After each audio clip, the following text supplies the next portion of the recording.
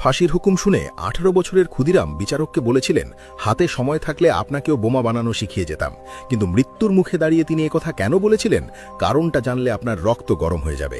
সাল 1908 বিচারক কর্নডফ যখন ফাঁসির রায় শোনালেন, তখন গোটা আদালত নিস্তব্ধ।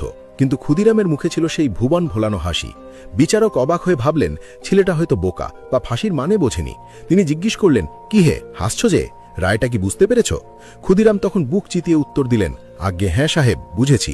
তারপর তিনি সেই ঐতিহাসিক কথাটি বললেন, হাতে যদি আরেকটু সময় পেতাম, তবে তোমাকেও শিখিয়ে দিয়ে যেতাম দেশি বোমা কি করে বানাতে হয়। বিচারক চমকে উঠলেন। কেন বলেছিলেন তিনি কথা? তিনি আসলে ব্রিটিশদের বুঝিয়ে দিয়েছিলেন, আমাকে মেরে তোমরা বিপ্লব আটকাতে পারবে না। বোমা বানানোর বিদ্যে এখন বাঙালির ঘরে ঘরে পৌঁছে গেছে। আমার মৃত্যু হাজারটা ক্ষুদিরাম তৈরি করবে। তিনি ভয় দেখাতে চেয়েছিলেন যে ভারত আর ঘুমিয়ে নেই। সেদিন বিচারকের মুখ ভয়ে সাদা হয়ে গিয়েছিল। মৃত্যুকে যিনি পায়ের ভৃত্য মনে করতেন,